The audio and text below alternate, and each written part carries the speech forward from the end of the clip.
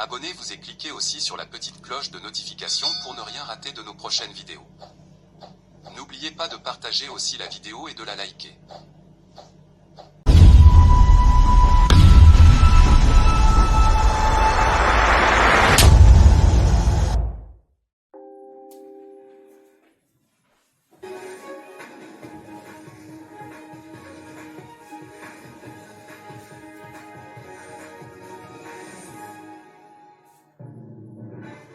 Le secteur économique congolais se porte bien, le taux d'échange s'améliore et les prix sont sous contrôle.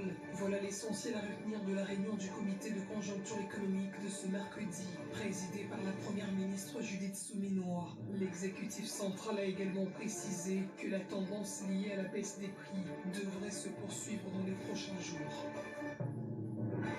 Des nouvelles révélations au sujet de l'indemnisation des victimes de la guerre de 6 jours lors d'une conférence organisée ce mercredi à Kinshasa sur la transparence, redevabilité et lutte contre la corruption. La société civile Le Congo n'est pas à vendre a révélé certains faits saillants, notamment le paiement de 2 millions de dollars américains aux victimes de la guerre de 6 jours sur les 105 millions versés dans le compte Privao. Elle demande à ce que justice soit faite et que ces fonds détournés soient restitués au trésor public. Merci de votre fidélité au programme de la télévision numérique Nouveau Journal. Bienvenue à toutes et tous. Le franc congolais résiste bien, le taux d'échange s'améliore et les prix sont sous contrôle. C'est ce qui ressort de la récente réunion du comité de conjoncture économique présidé ce mercredi à la primature par la première ministre Judith Suminwa. Cette séance de travail était consacrée à l'évaluation de la situation économique du pays. Le gouvernement rassure également que la tendance liée à la baisse des prix devrait normalement se poursuivre dans les jours à venir. Étaient présents les ministres sectoriels dont Adolphe Muzito du budget. Le compte rendu est signé Anita Moiti. La chef du gouvernement, Judith Suminwa Tuluka, a présidé la réunion hebdomadaire du comité des conjonctures économiques. On prépare à cette rencontre d'évaluation de la situation macroéconomique du pays le vice-premier ministre, ministre du budget, Adolphe Muzito, le ministre d'État en charge du plan et de la coordination de l'aide au développement, Guylaine Yembo, le ministre de Finances, Doudou Fwamba, du commerce extérieur, Julien Paluku, de l'emploi et travail, Ferdinand Massamba, ainsi que le gouverneur de la Banque centrale du Congo, André Wameso. Il ressort de cette évaluation que les indicateurs du cadre macroéconomique demeurent stables en République démocratique du Congo, entre autres la croissance, les taux d'échange, les échanges extérieurs ou encore l'inflation, ce qui illustre les performances économiques du pays. La politique monétaire restrictive mise en place par la BCC pour maîtriser l'inflation renforce la bonne santé de la monnaie nationale. Ces membres du gouvernement souminois a rassuré que lors des échanges, la BCC a livré de bonnes nouvelles. Les choses sont en train de se calmer. Les agents doivent être rassurés que le taux d'échange va se stabiliser et que dans les prochains jours, nous allons constater aussi de plus en plus la stabilité au niveau des prix de biens et services sur le marché, a-t-il annoncé. À ces sujets, les comités des conjonctures économiques multiplient les efforts pour éviter que le maison d'échange, par la ruse, n'applique la spéculation lors des opérations d'échange en défaveur de la population. Et au niveau des institutions bancaires, les CCE appellent la population à exiger de leurs banques des retraits de leurs gains en monnaie locale selon leur choix. La dépréciation de la devise étrangère face au franc congolais contribue énormément à la protection du pouvoir d'achat de la population en RDC, un engagement du président de la République qui se concrétise. Il faut signaler par ailleurs que le gouvernement a mis en place des mécanismes de suivi et de contrôle afin d'évaluer l'efficacité de politiques de stabilisation monétaire et de développement économique conformément au programme d'action du gouvernement. Et 24 heures avant cette rencontre, la chef du gouvernement a lancé l'atelier de co-création de la cellule de coordination et de suivi des résultats au sein du ministère de la Santé publique. L'initiative s'inscrit dans sa vision d'une gouvernance axée sur les résultats et l'amélioration de la performance du secteur public en matière de santé. Une fois de plus, Anita Moiti. La première ministre Judith Suminwa Tuluka a procédé ce mardi à l'hôtel Rotana de Kinshasa au lancement officiel de l'atelier de co-création d'une cellule des coordinations et des suivis de résultats au sein du ministère de Santé publique, Hygiène et Prévoyance sociale. Cette initiative s'inscrit dans la dynamique de performance impulsée par la chef du gouvernement dans les cadres du renforcement de la gouvernance publique et de la mise en œuvre effective de priorités nationales en matière de santé. Dans son discours d'ouverture, la Première ministre a rappelé que cette initiative traduit la volonté du gouvernement de transformer la vision présidentielle en action mesurable. En outre, elle a insisté sur des caractères prioritaires de la couverture santé universelle qu'elle qualifie d'impératif moral et des devoirs de justice sociale. La couverture santé universelle n'est pas une option. C'est un impératif moral, une exigence de justice sociale et une priorité absolue de mon gouvernement. Prenant la parole à son tour, le ministre de la Santé publique, Hygiène et Prévoyance sociale, Samuel Roger Kamba, a salué cette démarche innovante et a appelé à la responsabilité collective des acteurs du secteur. Notre but n'est pas d'ajouter une nouvelle structure à l'architecture déjà complexe du ministère de la Santé, mais notre but est d'introduire une nouvelle culture, celle du suivi des résultats, du pilotage de la donnée et de la redevabilité intelligente. Malgré les efforts consentis depuis plusieurs années, les systèmes de santé congolais demeurent fragilisés par des défis structurels persistants au nombre desquels une faible exécution budgétaire, une chaîne d'approvisionnement instable entraînant des ruptures récurrentes, une gestion complexe de ressources humaines, des fortes disparités provinciales et une gouvernance fragmentée. Ces obstacles ralentissent la progression vers les objectifs majeurs du secteur, notamment la couverture santé universelle, la mise en œuvre du plan national des développements sanitaires et les engagements internationaux de la République démocratique du Congo. Face à cette situation, la création d'une cellule de coordination et des suivis des résultats se veut une réponse stratégique. Et on va faire un tour en Provence. Les embouteillages se multiplient ces derniers temps sur l'axe routier Beni-Boutemo au Nord Kivu. Cette situation devient récurrente sur ce tronçon en pleine réhabilitation, surtout pendant ou après des fortes pluies. Les usagers saluent tout de même la modernisation de cette route, mais plaident plutôt pour des mesures urgentes pour résoudre ce problème. Sur place, on retrouve notre correspondant Hervé Calmer. C'est depuis un moment que l'entreprise indienne Dock Service a lancé les travaux de réhabilitation du tronçon Beni-Boutemo, long de 54 km. Les travaux sont financés par le gouvernement congolais, représenté ici au Nord Kivu par le gouverneur de province, le général-major Évariste Kakule Somo. Ces usagers apprécient l'initiative, mais soulèvent la question des embouteillages. Pour un voyage d'1h30, même les petits véhicules y passent parfois plus de 2 heures. Mais pendant les bons moments, la circulation y est flexible, témoignent plusieurs. Certaines parties de la route sont impraticables en cas de pluie, mais vers Tabasha-Mataba, c'est bon.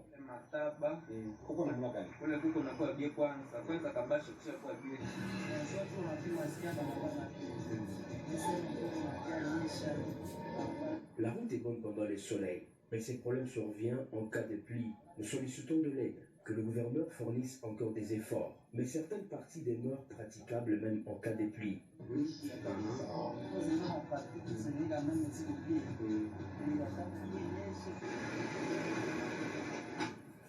L'un des chefs d'équipe qui exécute les travaux sur cet axe reconnaît cette problématique.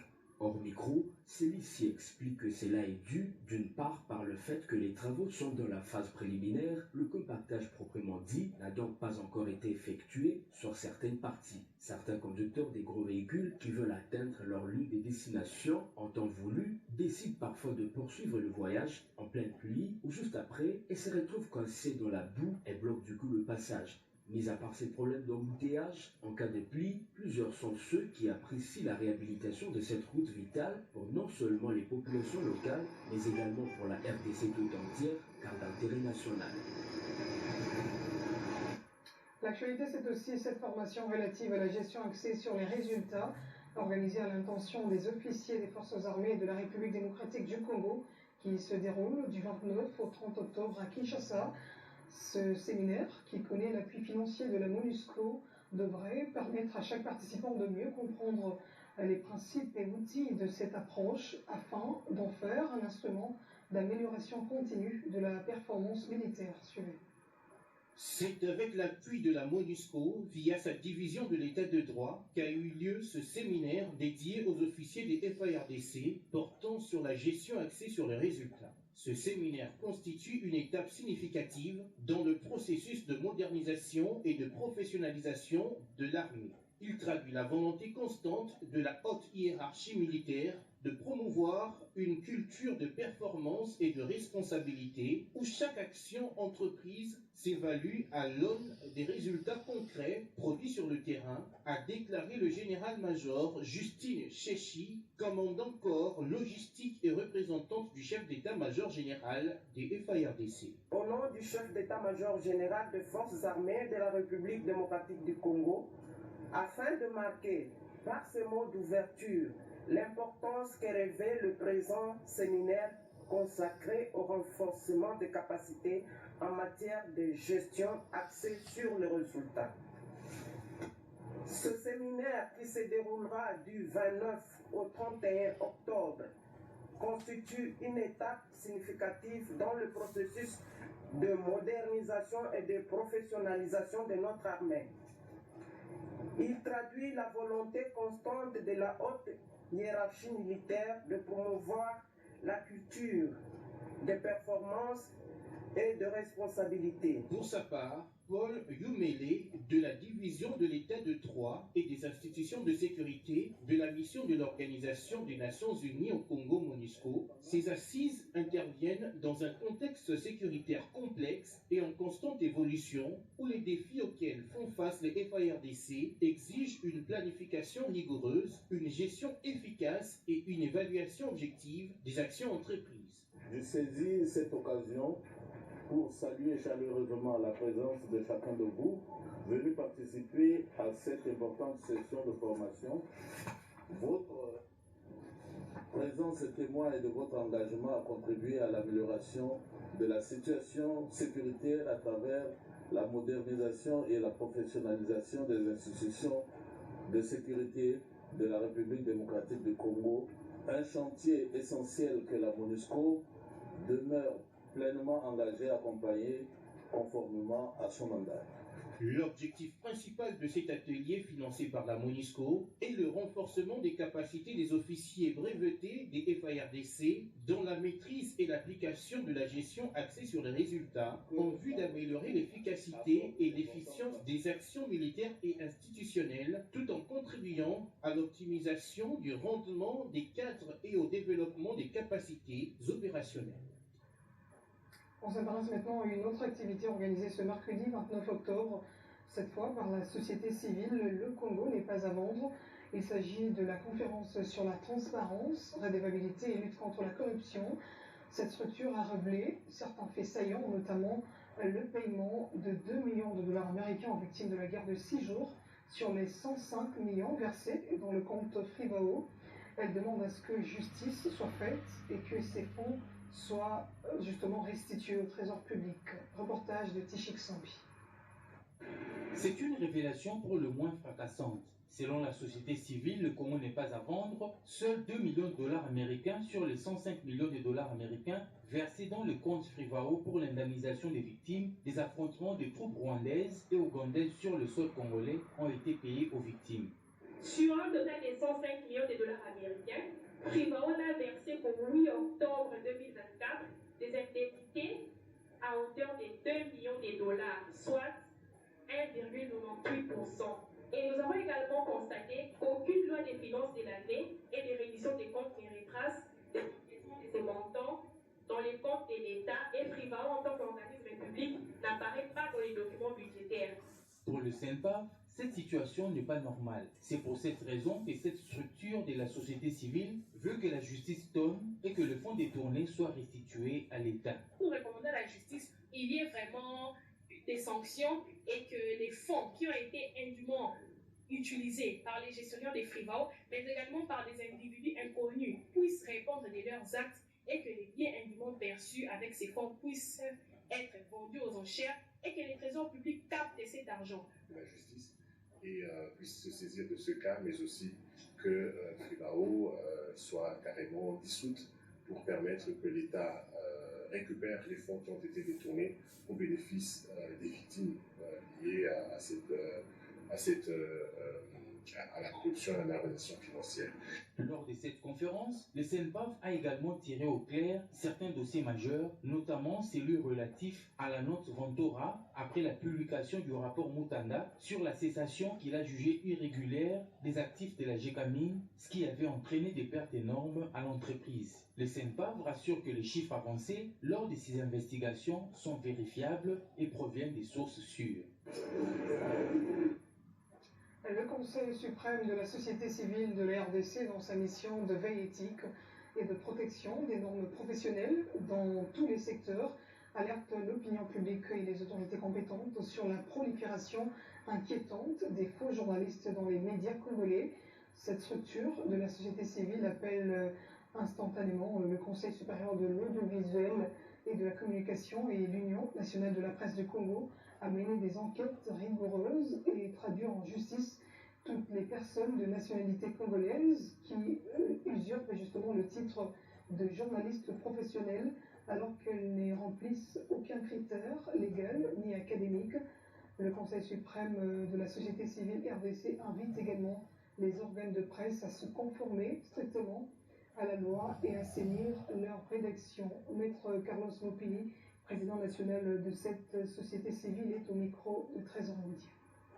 L'ordonnance loi du 23 mars 2023, qu'on dit la loi Mouyaya sur la presse, fixe les conditions pour prétendre être journaliste professionnel. Première condition, c'est exercer une activité régulière, honoreuse, dans la collecte, le traitement et la diffusion des nouvelles ou des informations. Mais la deuxième condition, c'est les critères intellectuels, c'est-à-dire on doit avoir un diplôme universitaire d'une école de journalisme. Par exception, vous avez un diplôme universitaire dans d'autres domaines, mais à condition que vous puissiez valider un stage de 3 ans dans un média reconnu par l'État congolais. Donc, et quand vous allez dans la loi portant statut de journaliste, à l'article 4, est répréhensible à toute personne qui s'attribue faussement la qualité de journaliste. Mais aujourd'hui, nous vivons des journalistes diplômés d'État et parfois patrons de la presse et qui font du n'importe comment. Alors que nous connaissons que le média, ce sont des instruments de communication de masse pour éduquer, pour orienter la société, pour former même l'imaginaire collectif d'un peuple. Je pense, nous demandons aux organes d'encadrement, tels que l'autorité de réglementation, qui est le ministre de l'Information, l'autorité de régulation, le CESAC, l'UNPC, qui est l'autorégulation, de faire son travail selon sa partition. Et pour finir, fidèle à sa devise, mieux, sa mission, connecté pour un avenir meilleur, Vodacom Congo a officiellement lancé mardi 28 octobre sa nouvelle campagne promotionnelle nationale baptisée Force de frappe. Cette promotion nationale vise à récompenser massivement les abonnés de Vodacom Congo avec plusieurs prix, mais aussi favoriser une inclusion digitale élargie à travers toute la République démocratique du Congo. Trésor Boudé, une fois de plus. À la société Vodacom, l'opération séduction des abonnés se poursuit des plus belles. Après la promotion Cameroun, le plus grand réseau de télécommunications en République démocratique du Congo revient avec Vodacom Force du Frappe. Il s'agit de la nouvelle promotion nationale inédite de 22 semaines qui permet aux abonnés actuels et ceux qui vont rejoindre Vodacom de gagner des points pour participer au tirage de chaque semaine afin de gagner de nombreux prix. Objectif, faire des multimillionnaires congolais, explique Kentim Kenny, responsable de la communication et marketing de Vodacom. Parmi les prix à gagner, nous avons du cash par M-Pesa. Et le cash, quand on parle du cash par M-Pesa, c'est du cash. Ça veut dire, Avec la précédente promo, nous avons créé des millionnaires en RDC. Avec cette promo, nous allons créer des multimillionnaires. Il y a également les voyages. Nous avons 10 voyages pour Maroc 2025. C'est pour aller célébrer la fête du football africain avec nos léopards. C'est en décembre ici. Le dernier prix à gagner. Et cette fois-ci, nous venons avec 10 véhicules, je dis bien 10 véhicules de marque Jetour X50, pas neuf, 0 km. Pour devenir multimillionnaire, la réponse peut désormais se trouver au bout du doigt. Il suffit de s'en servir en composant étoile 1190 dièse avec sa SIM Vodacom. Comment faire pour participer? 1. Avoir une SIM Vodacom. 2. Il faut composer étoile 1190 dièse. C'est la clé de cette promo. La bonne nouvelle est que les cumuls des points qui augmentent les chances de gain est lié à l'utilisation régulière des services Vodacom. Chaque recharge d'unité ou activation des forfaits permet d'en accumuler davantage.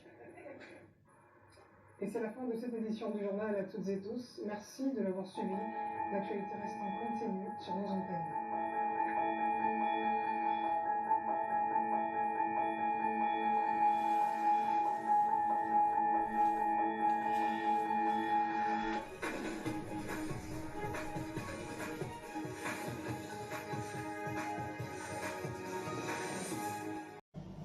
Abonnez-vous et cliquez aussi sur la petite cloche de notification pour ne rien rater de nos prochaines vidéos. N'oubliez pas de partager aussi la vidéo et de la liker.